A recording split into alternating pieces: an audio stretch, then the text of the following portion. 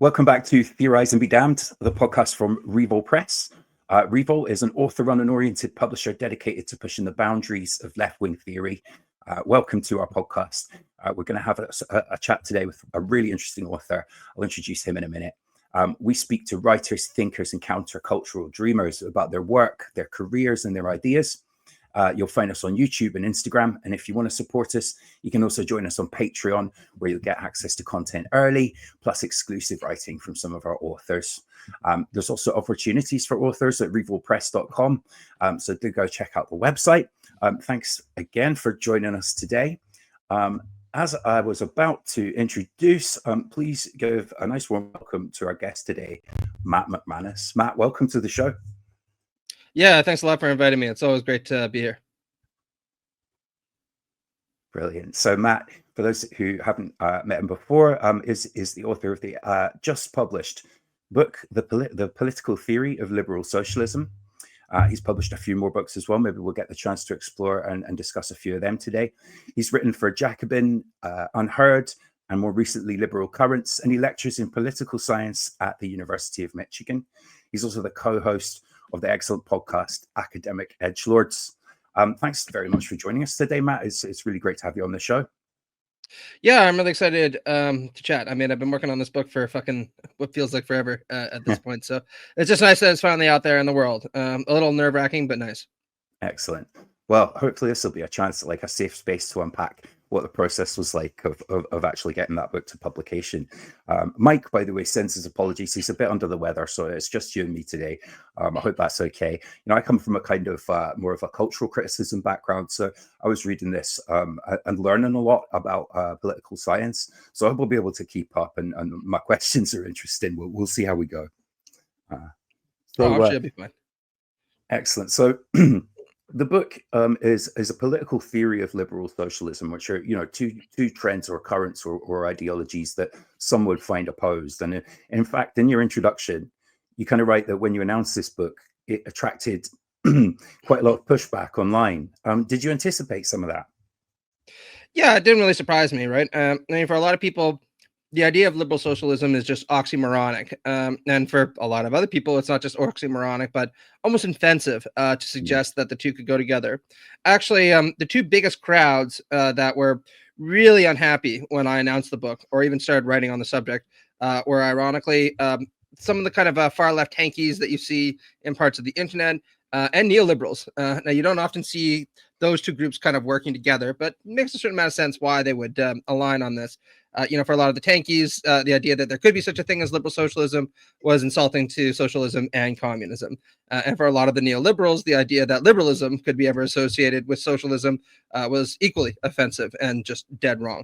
And you know what they say, tell me your enemy and I'll tell you who you are.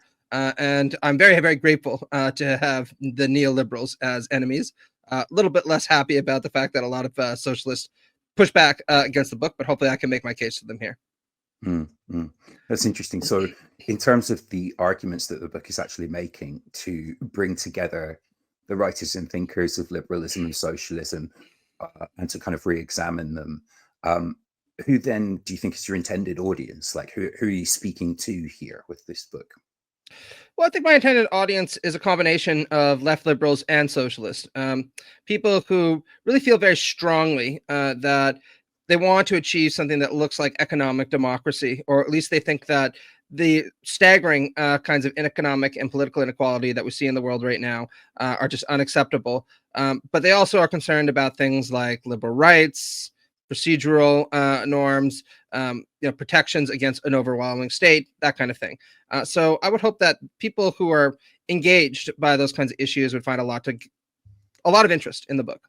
And I mean, one thing that you're keen to trace is that this is not like a new idea. Like forms of liberal socialism have been attempted and theorized before, but you are wanting to kind of re-examine the history of that in new ways. Can you tell me a little bit about like how you were approaching that when you started to plan the book?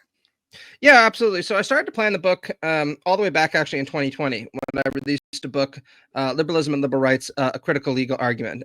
And what I pointed out in that book was that there are many aspects of liberalism that are quite admirable from a left perspective.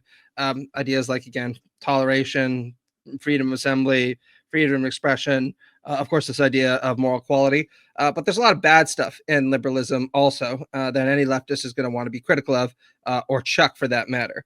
So I dwelt on that for quite a little while after publishing that book. It seems forever ago, at least a whole pandemic. And eventually I came to the idea that I really kind of now knew what it is that I wanted to say about this, because further research had demonstrated to me that there was this whole history and tradition of liberal socialism that not a lot of people had actually written systematically about. So that was the main impetus behind the book. It took me about, I guess, 2 years to finish, working at a pretty steady clip. Not easy, but like I said, I'm very happy it's done and very grateful and nervous that it's out in the world now. So, in the approach to some of these thinkers like John Stuart Mills and Rawls that you take in the book, one of the things I really admired about your approach was to kind of pick and choose ideas from these figures, but you also didn't hesitate to criticize or put them in their historical context. And I think at some point you referenced C.B. Macpherson's idea of retrieval. Mm-hmm. Do you think that there is a tendency sometimes in putting together a book like this towards either hagiography or assassination, one or the other? Did you try and strike a line between those two?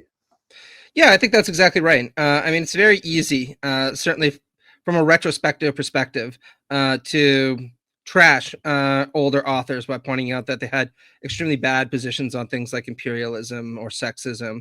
And to be clear, I think that there's valuable work that can be done in that field.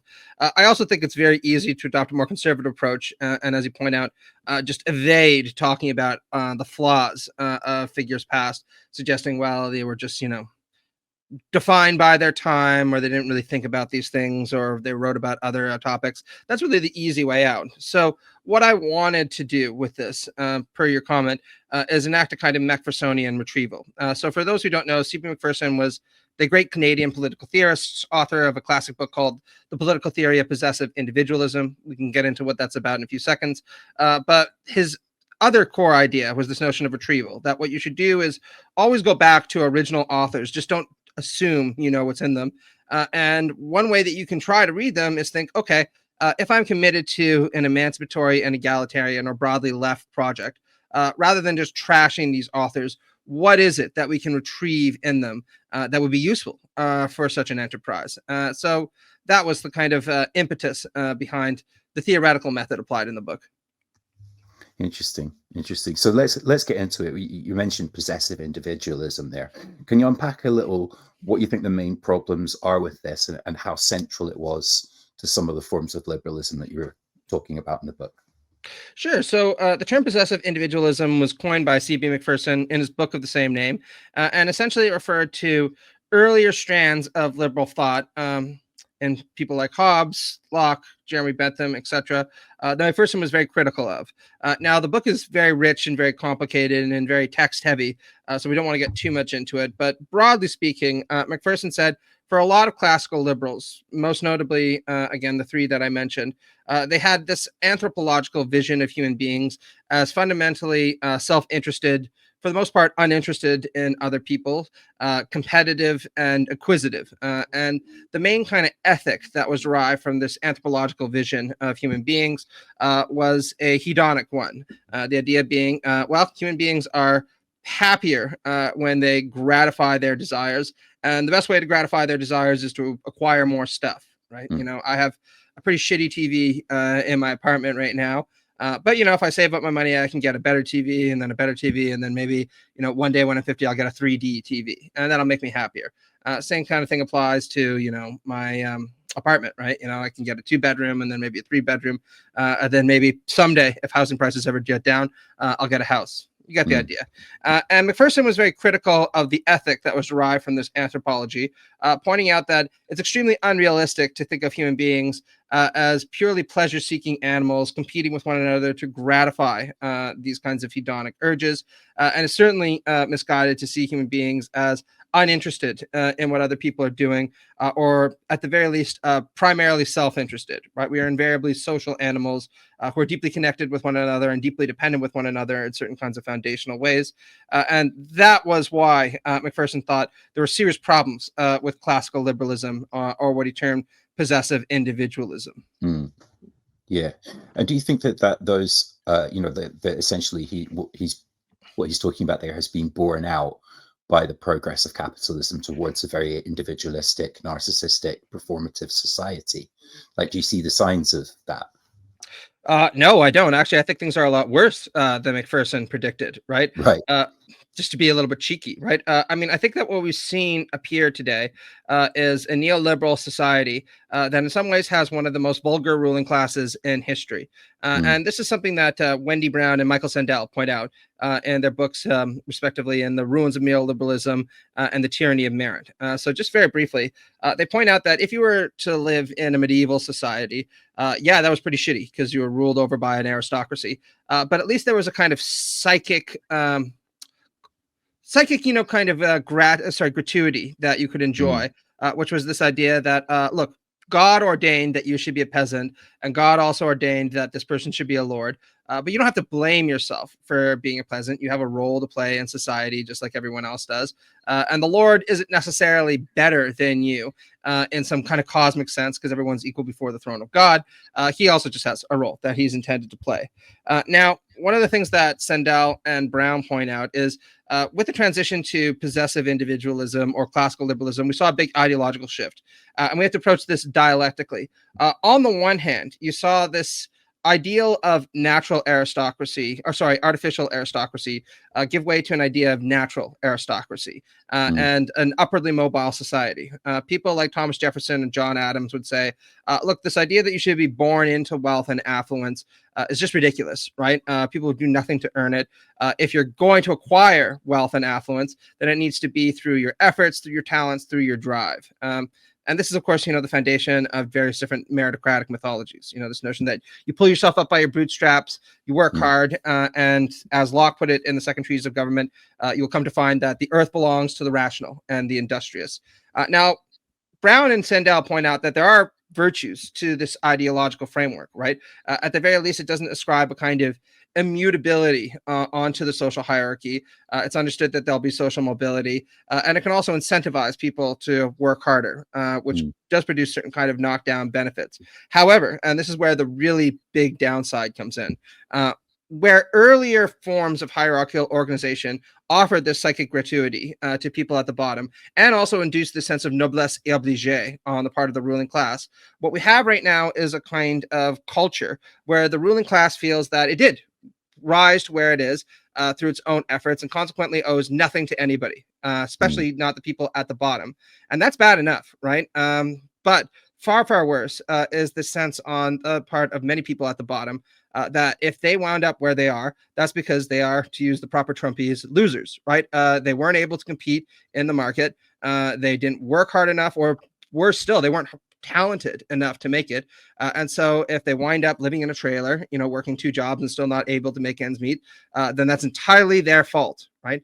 And so what Brown and Sandel points out is we have a society right now that really blames the poor and the marginalized for their own poverty and looks down upon them in a way that no previous aristocracy did to quite the same extent. And an aristocracy that, for the first time in human history, really imagines itself to have wound up where it is purely through its own efforts and through its drives. And it's no surprise, as Brown and Sandel point out, that such an extraordinarily toxic environment has proven extremely inhospitable to a large number of people. And they say that this counts for a great deal of the kind of political radicalism and political discontent and alienation that we see today. And I think they're absolutely right about that. Yeah. There's like a massive and rising awareness that meritocracy's rigged, and if meritocracy's rigged, then it isn't meritocracy, and it's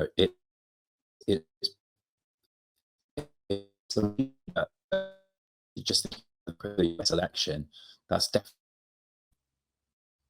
Oh, sorry, you cut out there. I dropped out for a sec there. Yeah, sorry, my bad. Yeah. just thinking about the US election, the Democrats, they very much thought that bringing out elite figures like, millionaire pop stars was going to swing the election for them. And it's just that doesn't play anymore. Like the myth of meritocracy is very damaged, isn't it? Oh yeah, absolutely right. And the weird thing about it is, as Sandel points out, if you look at the two preeminent liberal thinkers of the 20th century, John Rawls and F.A. Hayek, they both occupy different ends of the liberal spectrum. But both of them pointed out, if you really think about it even for a second, meritocracy is an extremely bizarre idea. If anything, it's one of the most utopian ideas that has ever been conceived in human history. Because previous civilizations, to go back to my earlier example, thought that really only God had the power and the knowledge to situate everyone where they deserved, right? You think about, this kind of Dantean myth of heaven, purgatory, and hell, etc. We in our society believe that fallible human beings can design a economic system that will give to each person what it is that they deserve and put everyone exactly where they belong on the social hierarchy.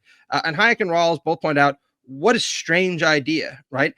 If we used to think that an omnipotent, all-powerful God was the only person who might be capable of doing this, on what world do you think that an economic system that is extremely, extremely deficient in many ways could ever possibly sort people into where they deserve like that? It's just a strange idea, but nonetheless one that is extremely powerful, right? And both of them offer important criticisms of meritocracy. But just to go to the Hayek example, because it's somewhat less well known, Hayek points out, look, if we were actually to take this idea of meritocracy seriously, that you should only get to where you wind up purely because of your own efforts, then that would require a redistribution of wealth, status, and power that is almost unheard of in human history. Because he points out, obviously, many people start out in deficient circumstances. They're born into poverty. They have less advantages than people at the top. And some people inherit billions and billions of dollars from their parents. So Hayek pointed out that when the left points this out as a criticism of meritocracy, they're absolutely right. There's just no denying that it's not a fair system. It's a race where some people start 400 yards behind and 400 yards ahead. Now, Hayek's solution of this, of course, was to say, this is why we should just drop arguments about meritocracy, because any argument you make for meritocracy is ultimately going to lead to an argument, ironically, for redistribution on a mass scale, right? But that has never stopped conservatives, of course, from perennially still being attracted to it. Because for many conservatives, it's not enough just to say that someone possesses power and affluence. There has to be this insistence that they somehow magically did something to deserve it, even though the minute you start to interrogate what that idea of desert even means, the whole structure of this ideological edifice falls apart, not even like a house of cards, but like a very flimsy house of cards.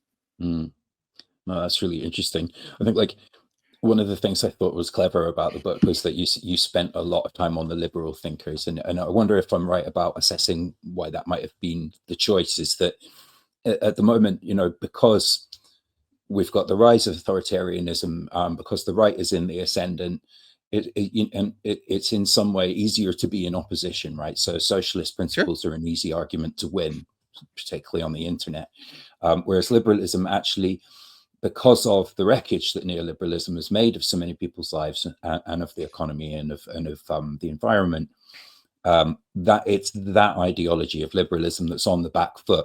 So that's kind of why a defense of the aspects of it that could be made to work are timely. Am I somewhere near?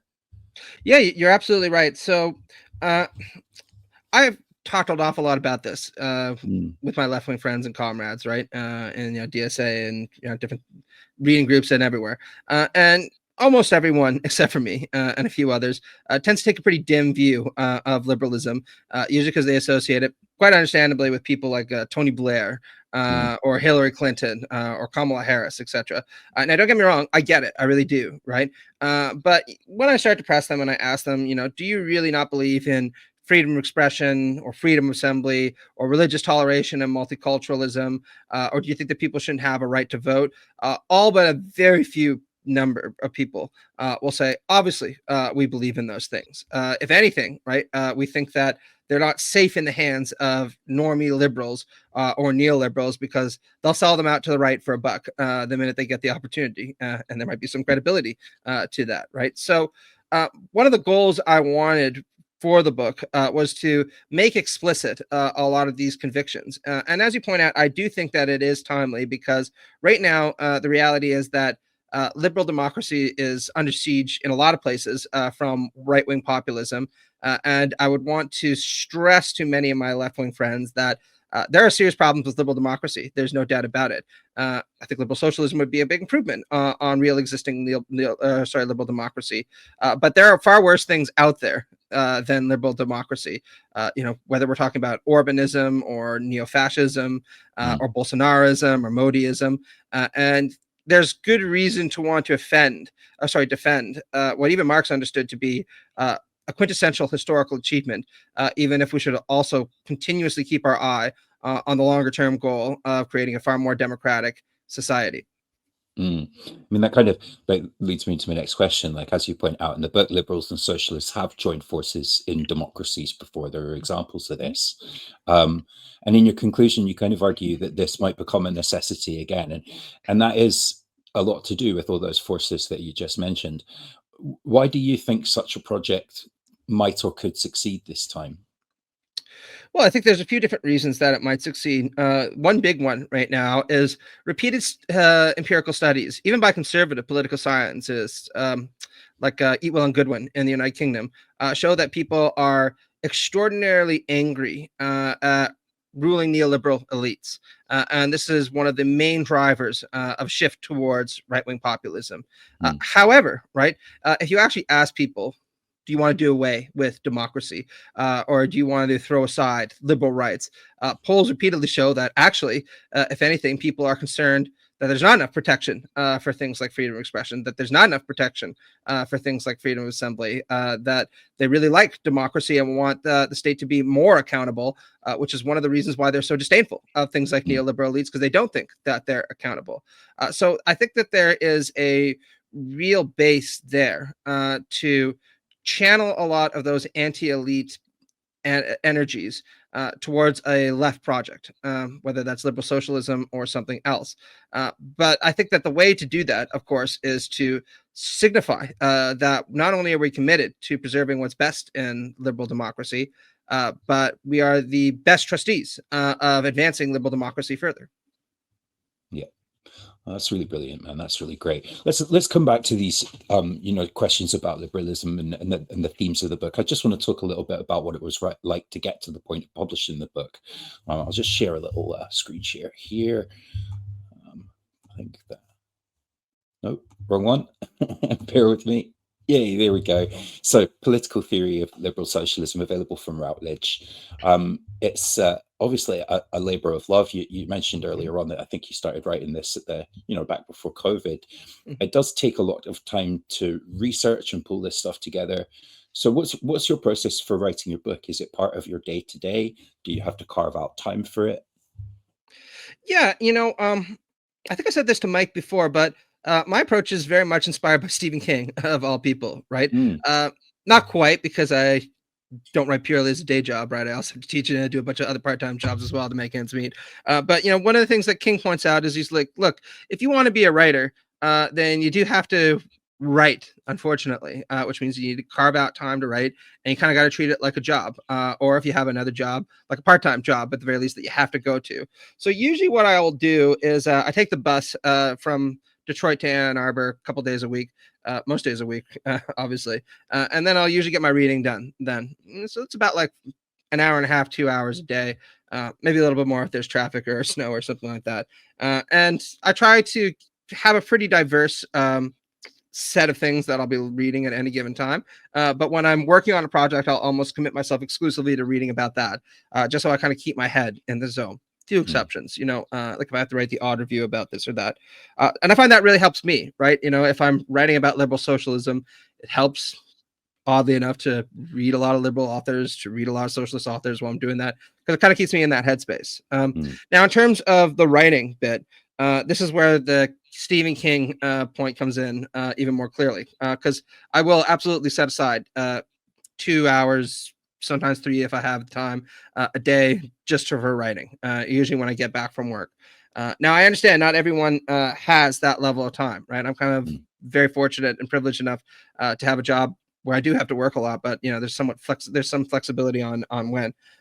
So if I'd recommend to people, if you do work a day job, try to set aside like an hour and a half to write each night if you possibly can. And the best thing to do in those kind of circumstances is just write free form. You know what I mean? That's what I'll do. And sometimes what you're going to produce is just going to be a load of crap. It is definitely a lot for me. But if you don't do that and you kind of sit there to wait for inspiration, or you wait until you think, I really want to write right now, then your project is going to move ahead very slowly. You're going to start to lose confidence. You're going to think that it's not progressing. So what's the point? You really have to kind of feel that you're making a little bit of incremental progress each day. Because the number one reason why I know a lot of writers end up stopping projects is they just don't feel like it's going anywhere. And that's very understandable, right? And it can feel overwhelming when you have a 200, 300, 400 page book that you got to finish. What you got to kind of do is take it day by day. And then even after you chuck some of the crap that isn't worth anything, you'll realize at the end of the month, hey, I actually wrote 30, 40, 50 pages. So, that's a good fifth of the book done. And then another month goes by, you've written another couple of dozen pages, and then all of a sudden you've actually finished a third of the book. So you know what they say, it's a marathon, not a sprint. And as long as you kind of commit a little bit to it every day that you can, just take week odds off and spend some time with your family, you'd be surprised at how much you can get done and how quickly. Yeah, I think that's all really good advice. It's almost like you hive off a little part of your brain and it's chugging away, working on the ideas. And that's why you've got to narrow the selection of books that you're reading at that point, is so that the brain can keep chugging away. And then you get to that point where you have carved it out for writing, and suddenly it flows. And like you say, it's a process of accretion rather than a creation. Nothing emerges fully formed for me either. I wonder, I've been asking loads of people this. Are you a notebook guy? Like, do you carry something around that you can write in freehand and scribble down notes? Or Yeah, I used to do that for a long time. When I was doing my PhD, I must have filled up fucking dozens of notebooks, mostly just with random thoughts about, this and that, nothing really all that important. But I would come back to that pretty consistently.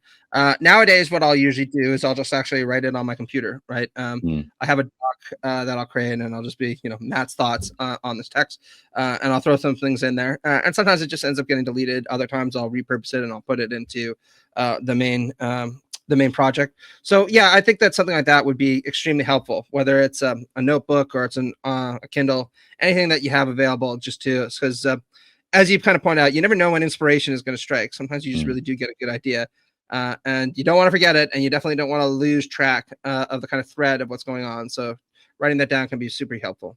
yeah, especially as well. I think it's quite a good way to get yourself off your phone. Like, if you'd be writing that stuff in a phone note anyway, why not write it in a book? Get a pen out, give yourself a little break from scrolling, doom scrolling, and so on. You want to know something funny? So I worked as a cashier for about 7 years. I was reminded of that today because fucking people are putting Christmas decorations up all the time. And I think I finally gotten over my PTSD from working as a cashier during Christmas time when, all the people are coming and yelling about the price of this and the price of that. But anyway, what I used to do is I would write my ideas down on receipt paper because that's the only thing I had. And I had a pen and shit like that, right? Because sometimes I'd get ideas for stuff that I wanted to work on, and that would be it. So write down your thoughts with whatever's available. You'd be surprised. Sometimes there are gems buried beneath all the dross. Absolutely. I wanted to ask about whether you worked with an editor on this as well. Like, I found working with Mike on the edits for my book was really helpful. It was the first time I published a book, so I think, in terms of how to structure it, what the length should be, he was really helpful. Did you get the chance to work with an editor on this one? Not quite. I had, yes and no. So I was really lucky to get some early feedback from my colleagues at the University of Michigan. So they have a political theory reading group there. I kind of floated some early ideas for the book there. They saw an early chapter. They offered some really, really useful feedback, actually. The number one thing that my colleagues said was, I was originally going to put the chapter about what liberal socialism was at the end of the book, because I thought, I'll give a whole bunch of historical examples, and then we'll end with the big discussion. And they said, no, like you really should put that at the very beginning, because people want to know what it is that you're writing about before they figure they're going to dive into this 200, 300 year history. And they're absolutely right. So that was really useful. And I did work with some editors at Routledge who went through it a couple times and polished the book up. Mostly what they offered were technical like suggestions, right? Clean up this sentence, clean up this paragraph, etc.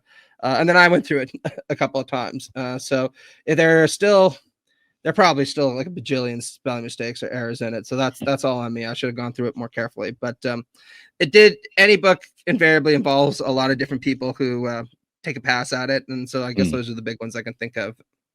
Oh, that's good, man. That's good. That's one of the things that we're trying to do with Revol, I think, is work with authors on their books when they're at an early stage and give them some advice if they need it, if they want it. So, it's like meant to be an author-oriented press. And I think as well as the kind of political socialist stuff that we're publishing, we're also hopefully going to get into things like theory fiction. And, we're just really interested in kind of expanding it a little bit more. We had Adam Turrell on the show already talking about his book, Gothic Capitalism. We got Tony Chamas coming on to talk about his book at some point. That's coming out next year. And of course, Mike and I have our books out. We were the first two out the door.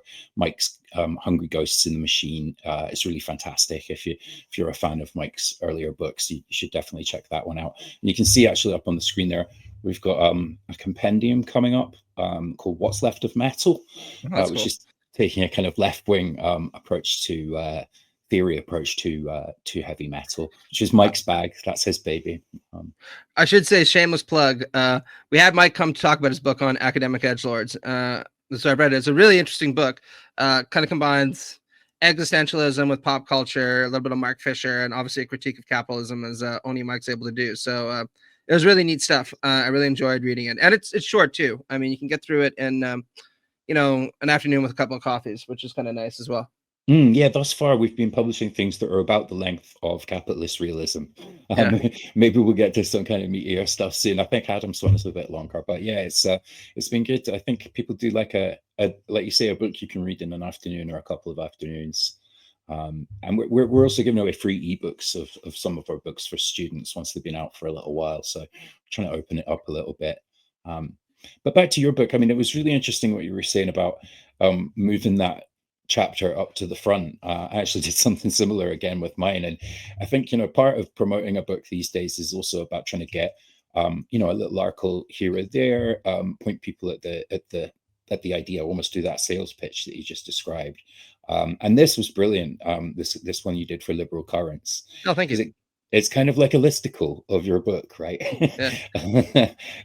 So this is great because it gives you an introduction to the approach you're taking in the book, and these three principles to which you say that liberals and socialists would probably hesitate to disagree upon at a high level. Do you want to talk a little bit about those three principles? Sure. Well, just before I do, I don't get often asked about writing, so that's kind of fun. I do. I think that maybe I will digress on that. You don't mind, do you? No, not at all. No, it's really interesting, man. Yeah. Okay. So I think that for a lot of left-wing writers or people who want to get into political writing, it's great work if you can do it, right? There are kind of two things that I would suggest. One is definitely realize that you're going to have to hustle and hustle hard. I know that sounds like basically conforming to or submitting to the imperatives of capitalism. And to a certain extent it is, right? But that's just the game that we have to play until we move to a better kind of society. And part and parcel of that is recognizing that if you publish a book, you really got to get out there and you got to try to promote it in a lot of different ways. And that's going to mean writing articles that summarize some of the core ideas to get people interested, doing things like this, going on a podcast, which can be a lot of fun, right? Don't get me wrong. It's not like it's purely work. Definitely, being willing to make elevator pitches of a key argument in whatever form you can. All that's extremely important in drawing people to the text. Because, of course, a lot of people aren't going to pick up a fucking $20, $30, $40 book about, dense political and cultural and social theory. So you got to give them a little taste, is my feeling. That always helps, right? But in terms of the three core principles that I was talking about, just to get back on topic, there are three that I mentioned. The first is liberal socialists are committed to methodological collectivism and normative individualism. So those are dense terms, but what I mean by that is liberal socialists are methodological collectivists in the sense that they recognize that society is independently determinative of where people wind up in life. We're all invariably social creatures, and living in the right social context is a prerequisite for human flourishing. However, liberal socialists are normative individualists in the sense that they take real existing individuals, future generations, and potentially non-human animals to be the basis of, to use Derek Parfit's terms, what matters, right? They're what's of moral concern, or their well-being is what is of moral concern. And this is an important thing to stress because liberal socialists would be extremely skeptical of the idea that the good of the nation is what matters, understood as more than the aggregate of all the interests of its members, or the good of our civilization, or the good of our religious faith. Because, of course, the appealing to these kinds of reified, imagined communities is very often done in order to justify subordinating the actual individuals that make them up, or even tyrannizing over them for the good of this kind of abstract collective. So the second main principle that liberal socialists are committed to is a developmental rather than acquisitive ethic. So I've already talked a little bit about that, but very quickly, an acquisitive ethic holds that, for the most part, human beings should be committed to acquiring as much stuff through competition with one another, because the more stuff that they acquire, the happier they'll be, or the greater the utility maximization they will enjoy, or the utility functioning they will enjoy. So, again, that goes back to my previous example. The idea of the acquisitive ethic is if I have a shitty TV right now, then I get a better TV, and then a better TV still, then my happiness will go up, up, up. But in order to get that, then I'm going to need to outcompete you, get more positions than you, and a higher salary than you. And that's the only way that I can achieve my higher utility functioning. By contrast, a developmental ethic, and that's a term I take again from Gieben McPherson, holds that actually human beings are much happier, or they flourish much more through the development of their human powers or their fundamental capacities. And this is an argument you see people like John Stuart Mill or John Rawls make.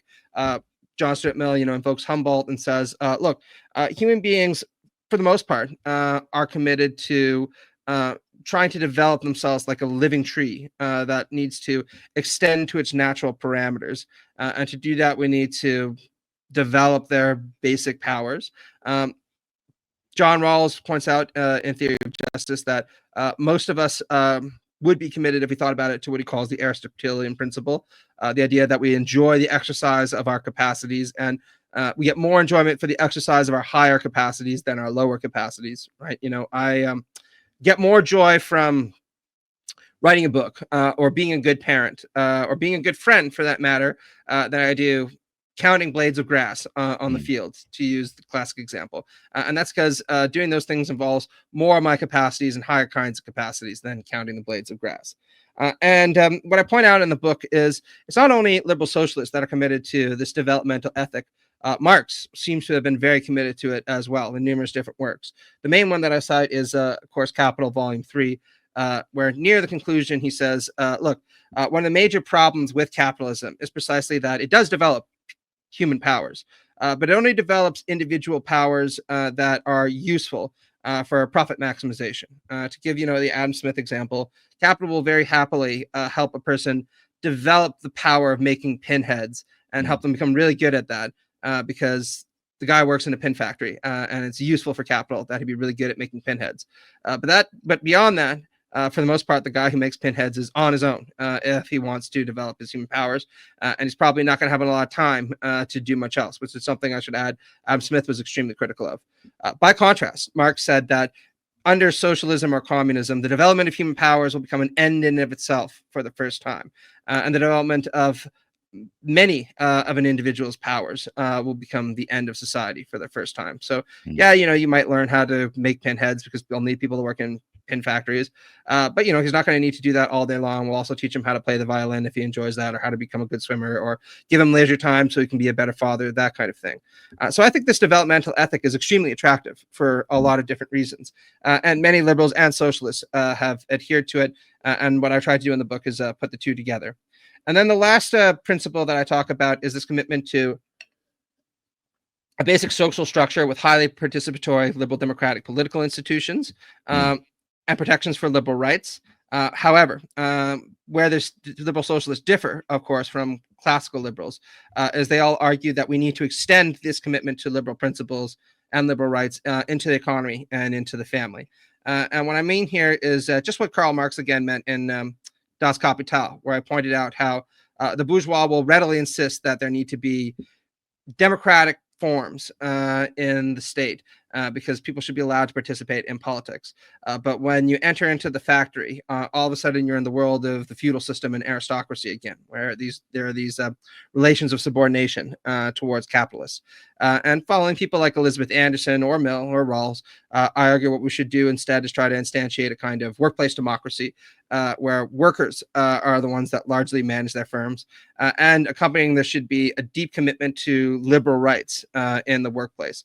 Because qua Anderson, I point out that if you were to tell the average Brit or the average American, the government is going to start telling you when you can go to the washroom, what you can post on Facebook, when you're going to wake up, when you can come and leave from when you have to come and when you have to leave a place, there would be a revolution in a heartbeat. But what's not appreciated is the fact that private government or economic firms or bosses do that all the time. Of course, the minute we enter into our place of work, this is exactly what the expectation that's imposed upon us. And I think extending liberal rights into the workplace to combat something like that is a very natural and imminent extension of certain core principles that we already claim to be beholden to. We've just never actually realized them in an area of life that they would seem to pertain to, maybe even more in some circumstances than the state. Because if you think about it, you spend an awful lot more time interacting with people at work than most people ever will interacting with the government. Yeah, or indeed their family in some people's cases, and the exploited economy that we've got. I mean, I think you make a really convincing case for the kind of what lies in the Venn diagram between these two ideologies. And I think, if people want to check out this article, it's a really great introduction that might tempt you into buying the book, because some of these figures that you've mentioned in outlining those three principles, you give us a little summary of what they mean to this argument and how you're going to cover them in the book. So definitely encourage people to check that out. John Stuart Mill in particular, I thought the chapter on him was really, really interesting. Is it, having written about, because, the book's structured around picking these figures up one by one in a way. Is there one in particular that you thought you kind of, I guess, gave the most revolutionary recontextualization of? Well, that's a really good question.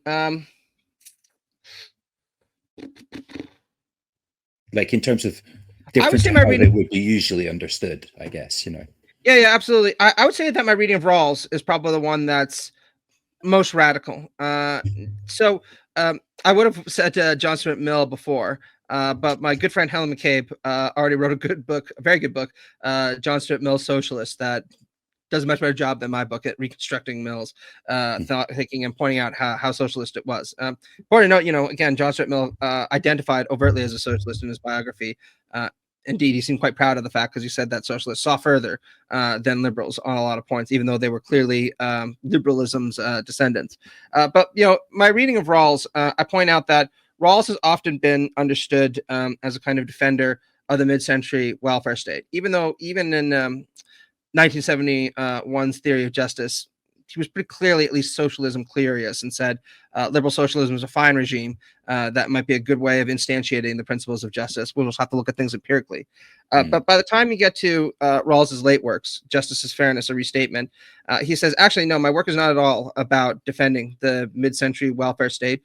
Clearly, a welfare state is better than a state with no welfare provisions whatsoever, because there's more equality and there's more opportunity. But it falls very short of the ideal, because it still allows enormous inequalities, many of which are not to the benefit of the least well off. And more importantly, Rawls points out, even a welfare state allows for the kinds of inequalities that eventually translate into political inequalities, which means that very rich people get more value from their political rights than ordinary people who are nominally supposed to be their fellow citizens. So Rawls argues, look, the only two regimes that could hypothetically fully realize his liberal principles of justice are what he calls a property-owning democracy or a liberal socialist regime. Now, like Will Edmondson, who also wrote a very good book called John Rawls, Reticent Socialist, I think that liberal socialism is the kind of regime that would best instantiate Rawlsian principles. But what I point out that I don't think Edmondson really leans in heavily enough on is just how deeply influenced Rawls was on these points by Marx. So if you read Rawls's lectures on political philosophy, there's a whole section there on liberal socialism. And first off, he points out that he was very deeply indebted to Marx and Hegel for taking the basic structure to be the first subject of justice rather than the individual and their rights. A subtle but extremely important shift in Rawls's theory that a lot of people don't appreciate. But he points out, look, Marx is a thinker of heroic genius. That's the term that he uses to describe him, whose work is enormously generative and extremely useful for liberals to think with. And in those lectures, he says, liberal socialism is a fine view that is entirely reconcilable with liberal principles and indeed with justice as fairness. He eschews a command economy, and he says something like what you saw in the Soviet Union would obviously not be compatible with justice as fairness or liberalism more broadly. But he says a liberal socialist state would probably be able to accomplish a lot of what Marx wanted socialism to accomplish, and do so in a way that also shows fidelity to the historical importance of liberalism in a way that Marx also would have thought was going to be necessary. So I'd really recommend that people go, if they're interested in Rawls, and look up those lectures on Marx. He makes some mistakes, in my opinion, when it comes to interpreting important points about just how indebted Marx was to Hegel and certain aspects of Marx's method. But it's a very, very interesting set of ruminations by one great thinker on another great thinker. And it's very useful in understanding just how indebted Rawls was to Marx and to Hegel. That's interesting. I mean, a lot of left-wing discourse, particularly academic discourse, is very centered, or has been in the last decade or so, around decolonial theory. The book, it really doesn't flinch from analyzing how some of these liberal thinkers were implicated in colonialism, or in some way eluded or didn't manage to get to race. And you also deal with the tradition of Black radical liberalism in one of the chapters. Do you think that how prevalent decolonial theory is now in an academic level might mean that a return to these liberal thinkers is just too hard to swallow from a left academic perspective?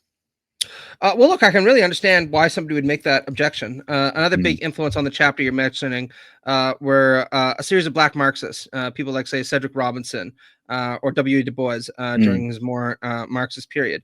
And what I point out following Charles Mills, who was the main figure in the chapter you're referring to, is that many of the liberal socialists that I'm talking about either endorsed imperialism. There's no denying that in the case of someone like Mills, like John Stuart Mill, or they just had very little to say about it. In the case of people like, say, John Rawls, for example.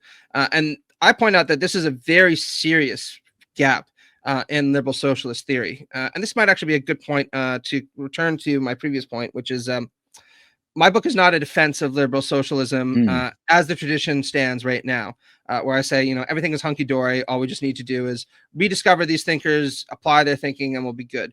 I point out that the book is a retrieval in the sense that I think there's a lot of value in liberal socialism. But liberal socialist thought and liberal socialist practice failed, in also part because it was unable to deal sufficiently with things like capitalism as a global system of domination that impacts people all around the globe, which really problematizes taking the nation state as the primary unit of political analysis. Indeed, you might even ask, how could you even think about achieving a socialist society in a single state, even a very powerful country like the United States, when capitalism is still going to operate as a global systemic totality? And then related to that, of course, is this problem of imperialism. As we all know, the United States and other imperialist countries have a little tendency of intervening in countries that experiment with economic democracy and socialism. And that's just not something that people like John Stuart Mill or John Rawls had much to say about, or they overtly endorsed those kinds of practices because they thought it would uplift or elevate what they consider to be deficient or primitive societies. So any liberal socialism for the 21st century is going to need to take very seriously this understanding of capitalism as a global systematic totality and recognize the influence of imperialism around the globe, prior to our century, and recognize also, of course, that it's very much still a force right now. Hey there, this is Bram from Theorize and Be Damned, a podcast from Revol Press, co-hosted with Mike Watson. We're an author-run and oriented publisher dedicated to pushing the boundaries of left-wing theory.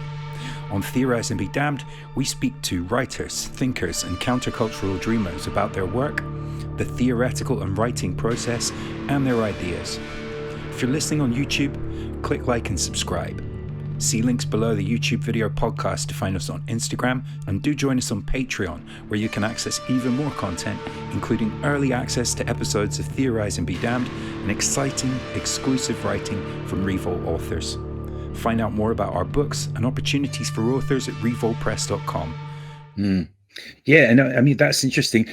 Obviously, as we mentioned earlier, you lecture in political science as well. Do you find that your courses naturally lead into what you're writing about in the time, or do your students are they able to help you think these problems through, or are they separate worlds? They're pretty separate worlds in my case, right? And I mean, I don't mean this in a bad way. Most of what I teach at the University of Michigan actually is constitutional theory. So I teach a lot of classes on the American Constitution and the different kind of controversy surrounding it. And I enjoy doing that, right? I write quite a bit on law and society. I had a book come out earlier this year with a co-author, Leslie Jacobs, called Against Post-Liberal Justice, Reintroducing Ronald Dworkin. Now, for those who don't know, post-liberal justice refers to the arguments of American reactionaries like Adrian Vermeulen, who basically assert that reactionaries control the American court system now, probably are going to for the foreseeable future. So rather than being beholden to quasi-liberal constitutional doctrines like originalism, American judges should just rule from the bench and issue conservative decision after conservative decision. And myself and my co-author try to present an alternative vision of what constitutional interpretation should look like. So there's some overlap in terms of what I write about and in my classes, but I certainly haven't given any kind of lectures or talked a great deal about liberal socialism in my courses, just because it's not what I teach. Oh, that's interesting. It's separate worlds. That's I'm sure that's the same for a lot of people. So, I mean, let's talk about politics more broadly in the US right now. I guess we can't help but touch on it. Given that you're in academia, and given that Trump's gotten in now, there seems to be a debate around free speech, and that seems to be part of what motivated at least some of people's thinking about who they were voting for in the election. And you got your corporate kind of free speech as represented by what's going on X right now, where it's kind of unimpeded, but at the same time very much manipulated algorithm. Do you have any fears about the next 4 years and what that means for you as a writer, a publisher, a teacher? I have a lot of fears over the next 4 years, not just with regard to me, but with regard to the world, really, right? I mean, the reality is that we are facing down an imminent series of climate crises that are likely to reduce large numbers of refugees that are going to want to seek succor in various parts of the world. And given the current anti-migrant sentiment, it's very unlikely that they're going to find succor in the parts of the world that might have the resources to intake a large number of refugees, despite the fact, of course, that these rich countries are the ones that are responsible for a lot of the pollution that produced these crises in the first place. It's deeply unjust and it's infuriating, but it's very hard to make that kind of argument to the general public, especially since, of course, big oil and big coal and big fossil fuels do everything they possibly can in order to obscure or undermine those kinds of narratives. Don't have to take my word for it. Just look at what Jordan Peterson says. Every time somebody so much as dares to suggest that we move on to renewables, right? All of a sudden, oil becomes almost a sacred product that we should be extremely grateful for, as though oil, would be deeply disappointed if we didn't express gratitude towards it. But on the issue of free speech and freedom of expression, there's a really good book that came out recently that I'd encourage everyone to read by Musa al-Gharibi called We Have Never Been Woke, which I think cuts through a lot of this discourse in a way that's extremely clever and extremely insightful. Because one of the things that he points out is that, as the title suggests, we've never really been woke, because he points out that in the United States and in the United Kingdom, there's a kind of center-left commitment to equality that usually takes this form of moralistic, symbolic armchair activism, being committed to things like gender equality, being committed to things like racial equality, but none of it really moves much further beyond the symbolic level, because for the most part, the people propagating these messages are very well situated elites in coastal cities like New York and LA, etc. And what they are really talking about is creating opportunities for people that look like them, or presenting themselves as caring about equality, while not actually really caring about equality. It's purely formal. And he gives innumerable examples of this in the book. But probably the best one is he points out that you'll see people talk constantly, and rightly, I should add, about breaking down the glass ceiling for women. Now, I'm a feminist, a very committed feminist, and I think we should break down the glass ceiling for women, right? But he points out that a lot of the people who make these kind of arguments will talk about how we need more women engineers, more women lawyers, more women professors, more women politicians, all of which I think we do need. But they'll very rarely talk about improving conditions for live-in maids, for example, or increasing the salaries of nurses and teachers, because the kind of people who propagate these arguments don't live in those kinds of worlds, right? These are people who are upwardly mobile, and they care about creating opportunities for people like themselves, or for their children, for example. And what Gharibi points out is that what we really need is not more symbolic activism or symbolic commitment to equality, but a genuine commitment to equality, which is going to require a great deal of material reconfigurations in our society. Now, why is this related back to things like freedom of speech? Well, because I think that for a large number of Americans, and people in the United Kingdom, there's this feeling that liberals and leftists are primarily defined by this kind of moralistic attitude of reprobation, right? We're the ones who will sit there and tell you, you shouldn't enjoy that, or you shouldn't say something like that, or you shouldn't adopt that kind of attitude, or you're a Nazi and you're a fascist, etc. Now, in some circumstances, that people are Nazis and fascists, etc. You just go on Twitter and post something about the ethno state, and they'll all come for you in a couple of seconds. But when people associate your movement primarily with this kind of attitude, and they don't associate it with any kind of substantive commitment to making their life better, you shouldn't be that surprised when they decide to clue you out after a little while, right?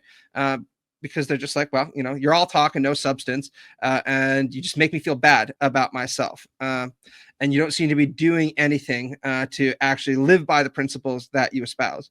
So what I would want would be a liberal left coalition that is committed to things like gender equality, obviously is committed to things like protecting trans people, obviously is committed to things like racial equality, but accompanies that with a much more substantive commitment to the kind of material equalities that something like the socialist tradition would emphasize is absolutely crucial.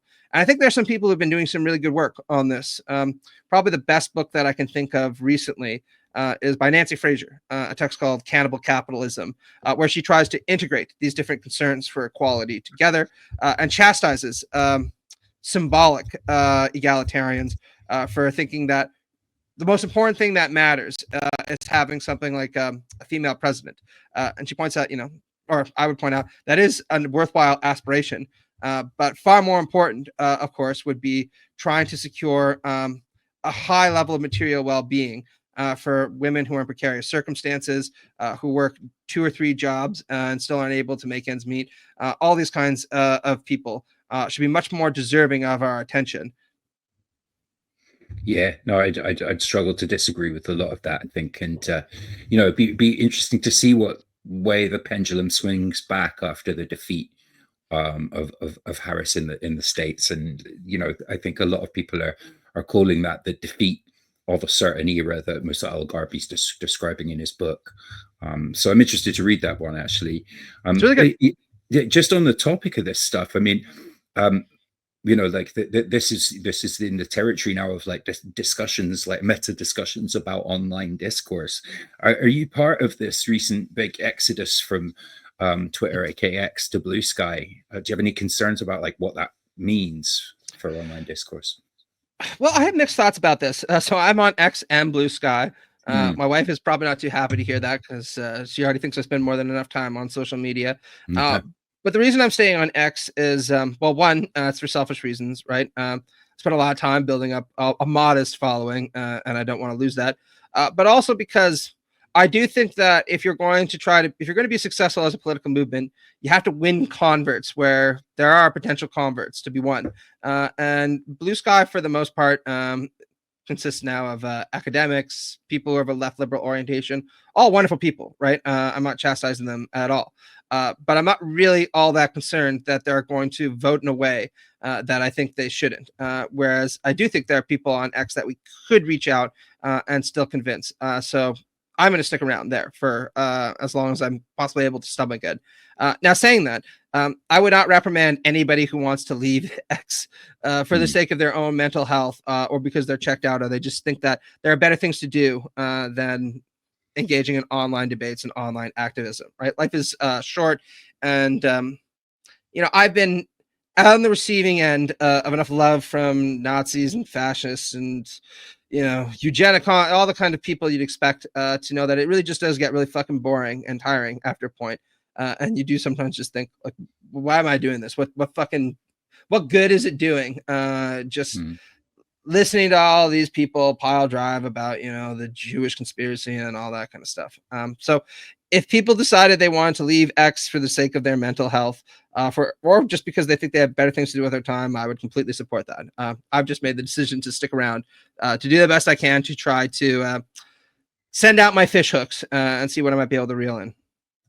Yeah, so that's interesting, man. So you've made the jump to Blue Sky just in case. I think I'm struggling with that one. Like I've publicly said, I'm not going to do it because I just feel like I've done this jump from one platform to another enough times now that I'm like, nah, no more. I'm 45. I'm not doing a new social media network, Yeah. But at the same time, it's interesting, isn't it? What do you own of what you've tweeted once you left the platform? It's a very difficult thing. You've put a lot of thought and effort into even, these random tossed off thoughts. You still think about them. So yeah, I'm loath to abandon any territory that I've occupied, really. But I don't know if I can bring myself to go to Blue Sky yet. Oh yeah, I get it, right? I mean, look, I feel the same way, right? It's also just like, and also, I kind of like to just keep an eye on what the right is doing, bluntly. Yeah. Right? I mean, once upon a time, you had to kind of intuit what the right or the far right was going to do. Now you can just look at Chris Rufo's Twitter feed, and he'll say things like, what we're going to do for the next year is we're going to make everything about critical race theory. We're going to lump a whole bunch of different things that we don't like under that label. And then we're going to drive up antagonistic feelings around critical race theory and try to drive all of them out of the public square. And you're like, well, I guess that's what they plan on doing for the next little while. Thank you very much for offering me that little bit of information. So at least now we can prepare for it. So yeah, I think that's a decision each individual person needs to make. If like you want to stick around, then I think that's a good idea. If you don't, then, there's plenty of other things that people can do with their time than fucking placating Elon Musk's boundless ego by tweeting on his platform. Very true. I like what you're saying about keeping an eye on the right. I kind of feel the same way about Substack. Like, since I joined Substack, I read a few blogs and not all of them are left-wing blogs. And I think that's good for my, keeping me on my toes and letting me know what I do disagree with, as a left-wing person. So I definitely welcome viewpoint diversity in a way that I maybe didn't when I started out writing left-wing stuff online. So it's interesting how these things change. I wonder how it'll all look in 5 years. Maybe we can have you back before then to talk about those changes. But listen, this has been a fascinating chat, and I hope the book does really well. It's been great speaking to you about like your process and how you write and approach these things as well. Thank you very much for coming on the show, Matt. Yeah, thanks, man. It's been great talking. And for those who celebrate, happy Christmas. And if you don't, then I hope you have a really good New Year. Thanks, man. That's a nice wee thing to say at the end there. I'll just give one more shout out for our website here, Revol Press. You can check out the books we've published already and the ones we've got coming up. The What's Left of Metal compendium, I think, is still open for submissions. God strike me down, or rather Mike strike me down if I get that one wrong. But do check it out. You can have a look on there and read some stuff as well on our Patreon for free, and decide if you want to follow along there and give us a little bit of money supporting an independent press. This has been Theorize and Be Damned. I'm Bram E. Gieben. Our guest was Matt McManus. Thanks for joining us. Good night. Yeah, left is best. And recording.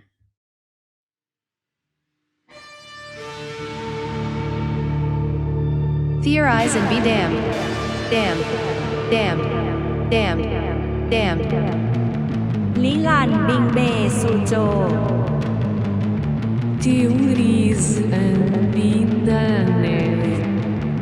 Theorize and be damned. Theoretiseren und verdammt sein. Theorize and be damned. Theoretisieren und verdammt sein. Theorize and be damned. Raidankascheit hanasageru. Theorize and be damned. Theorize and be damned. Theories and be damned. Theorize and be damned.